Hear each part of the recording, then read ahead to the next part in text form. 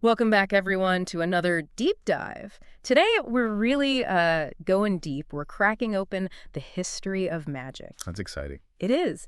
This book, well, it's not just about card tricks and illusions. Yeah. It's about how people throughout history really have understood magic as like a real serious thing. A field of study, even. Yeah, exactly. Huh. Like intertwined with religion, philosophy, science, the whole shebang. It's a long and winding journey, too. I mean, we're Way. talking ancient rituals, secret societies, all the way to modern, well, manifestations of magic, you could say. Now, here's the thing. The author of this book, he spent years studying all these famous occultists and their works, but ultimately he comes to the conclusion that magic is, well, kind of a delusion. That's interesting. So where do we even begin with that? I Yeah. mean, diving deep into a subject that the author himself doesn't entirely believe in. Well, that's what makes it so fascinating, right? I mean, even if we put aside the question of whether magic is real in the, supernatural sense, Yeah, there's no denying that it's had this huge impact on human history. absolutely. Yeah. I mean, people believed in it,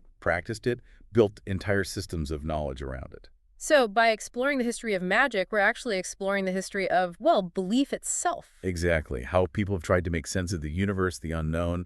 And, one of the things the book explores is the relationship between magic and religion, which is, well, it's more complex than you might think. Yeah, because, like, you have the Catholic Church, right? They condemned magical practices, but then at the same time, they acknowledge miracles. Right. There's this tension there Hmm. between the church's authority and this persistent human fascination with the supernatural, even within organized religion. And it's not just Catholicism either. The book talks about Kabbalah in Jewish tradition, how it connects to magic.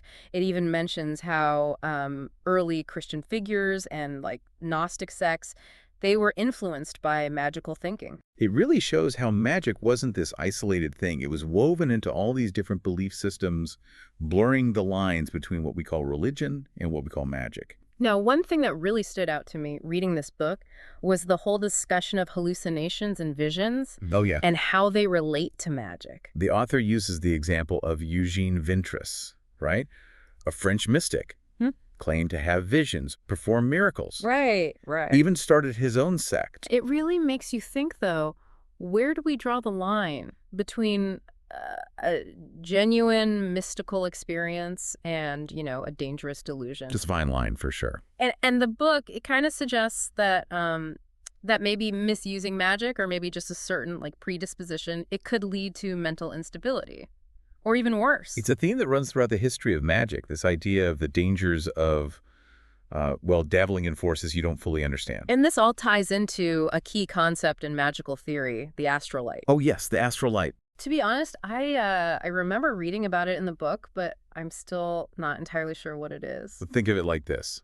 It's this universal agent, this invisible energy or force that flows through everything, Okay. like the source of life and magnetism. And some believe it can be harnessed, for good or evil. So it's like the Force in Star Wars. Huh. Yeah, that's actually a pretty good analogy. It's this powerful, invisible energy that you can tap into, but you need the right knowledge, the right skills to do it safely. And if you don't, what happens then? Well, according to the book, mishandling the astral light can have some, well, pretty serious consequences. It's like playing with fire. You don't know what you're doing, you're going to get burned. And those burns can manifest in a lot of ways, right? We're talking like physical ailments, mental breakdown. Exactly. And the book, it connects the astral light to things like magnetism, somnambulism, even. Like there are these hidden forces within us and in the universe that could be both beneficial and dangerous. Another thing that really struck me about the book was just the sheer number of, like, historical figures connected to magic. It's like a who's who of philosophers, alchemists, mystics. Right. It shows you how enduring this fascination with magic really is. Yeah. I mean, you have figures from ancient times, like Simon Magus, known for his, well, alleged magical abilities in early Christianity. Then you have people like Raymond Lully, the alchemist who claimed to have created the Philosopher's Stone. And Nicholas Flamel, the Parisian scrivener, supposedly discovered the secrets of alchemy, achieved immortality. It's incredible. Each of these figures, they're shrouded in legend, controversy, but their stories give us a glimpse into this enduring human quest for knowledge, for power, and it's a quest that's often tied to magical traditions. But it's not all sunshine and roses, right? There's a darker side to this history, too. The book mentions figures like Gilles de Rais, the French nobleman, associated with sorcery and, well, some truly horrific crimes. Yes, his story is it's a chilling example of how the pursuit of magical power can be twisted, corrupted, Yeah.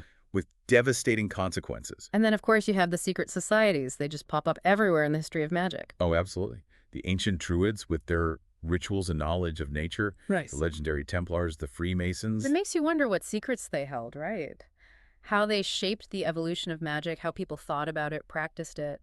What's so fascinating about them is this blend of spirituality, ritual, this thirst for knowledge that, well, it sets them apart from mainstream institutions. They represent these alternative pathways to understanding the world. So we've gone from ancient beliefs to secret societies. Now, I'm kind of curious about how magic, how it manifested in the modern era. The book talks about a shift towards magnetism, somnambulism, the rise of mediums in like the 18th and 19th centuries. Right. This is where you see figures like Cagliostro, who claim to perform these miraculous healings, and Cazot with his startling prophecies about the French Revolution. Yeah. It's almost like they were bridging the gap between the old ways of thinking about magic and like a more modern, scientifically minded world. But this tension between tradition and modernity, it plays out in some really fascinating ways. This deep dive, it's already full of twists and turns, and we've only just started. So tell me, what are some of the specific stories or insights that really stood out to you from the book? Well, there's this story that really caught my eye about Martins de Pasquier and Elsie de Saint-Martin. They founded this school of unknown philosophers. Unknown philosophers. Sounds pretty secretive, like a secret society or something. Kinda, yeah. Yeah. They were operating on the fringes, carrying on these deeper esoteric traditions. So like a secret society within a secret society. Okay, now I'm really intrigued. What were their beliefs? What were they all about? Well, they delved into some pretty fascinating stuff. The book specifically mentions that Saint-Martin, he understood the ancient key of the tarot. Wait, the tarot, you mean like fortune telling? I always thought that was just, for fun. Oh, it goes much deeper than that. According to Saint Martin and other esoteric traditions, the tarot is, it's like a whole system of symbolism, a key to hidden knowledge. Really? So it's not just about predicting the future. It's about exploring the hidden dimensions of reality, the human psyche, the spiritual journey. It's a tool for self-discovery, you could say. Wow. Okay. I never knew that. The book doesn't really go into too much detail about this. What else does it say about Saint Martin and the tarot? Well, it mentions that he created a number of pantacles, magical diagrams, based on these esoteric principles. Pantacles, huh? What were those? What were they used for? One in particular was called the Key of Hell, and it was believed to be, well, the key to riches. Riches. So we're talking like literal gold. Not necessarily. It ties back to alchemy, that age-old quest to turn base metals into gold. But it's not just about material wealth. It's about transformation on a deeper level. I see. So it's more like a metaphor, transforming ourselves, our consciousness, or something like Yeah, that. exactly. And the fact that it was linked to the tarot suggests a symbolic understanding of these alchemical processes. It's about transforming our relationship to the world, to ourselves. So what happened to these unknown philosophers? Did their traditions just fade away? Actually, according to the book, the Martinists, as they were called, initiated a pretty interesting figure, Cazot. Cazot, the guy who made all those prophecies about the French Revolution, the one who predicted the downfall of the monarchy, the deaths of all those people. The very same. It's almost like he had some kind of inside knowledge, some way of seeing the future. Well, the book seems to suggest that his initiation into the Martinist tradition may have played a role in his prophetic abilities. So you're saying this wasn't just like a lucky guess. He actually had visions of what was going to happen. According to the book, yes. He foresaw the execution of the king and queen, the rise of the guillotine, the reign of terror, things that would have seemed unimaginable at the time. And the book claims he got all this right. That's pretty mind-blowing to think that someone could have that kind of insight. The book even describes a scene where Cazot is at a dinner party, and he's telling everyone what he sees. And at first, everyone just laughs. They think he's joking. Oh, man. I can just imagine the look on their faces when his predictions started coming true. Yikes. It really makes you think about the power of prophecy, the unseen forces that shape our destinies.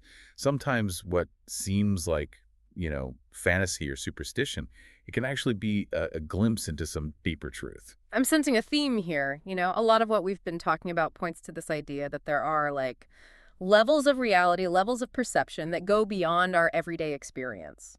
Do you think that's what the author is getting at with this whole exploration of magic? I think you're right. It's like he's hinting that magic, in its truest sense, might not be about, supernatural powers or spells. Yeah. It's about accessing these hidden dimensions, understanding the laws that govern them. That's a pretty profound idea. So, if magic isn't just about, spells and potions, then what is it about? What are these deeper laws that keep coming up? Well, one of the most recurring themes in the book is the concept of equilibrium, balance, in all things. Equilibrium. Okay. So, we're talking about balance on a physical level, emotional level, even a spiritual level. Exactly. The book suggests that true magical power lies in understanding and manipulating the forces of nature, both within ourselves and in the universe. And when that balance is disrupted, well, that's when things can go wrong. So, it's not about bending the laws of nature to our will, but about working in harmony with them. That's a great way to put it. It's like when we try to force things to disrupt that natural balance, we create chaos, and ultimately we harm ourselves. This idea of equilibrium, it makes me think about those figures we talked about earlier, the ones who misused magical knowledge for, personal gain, for power.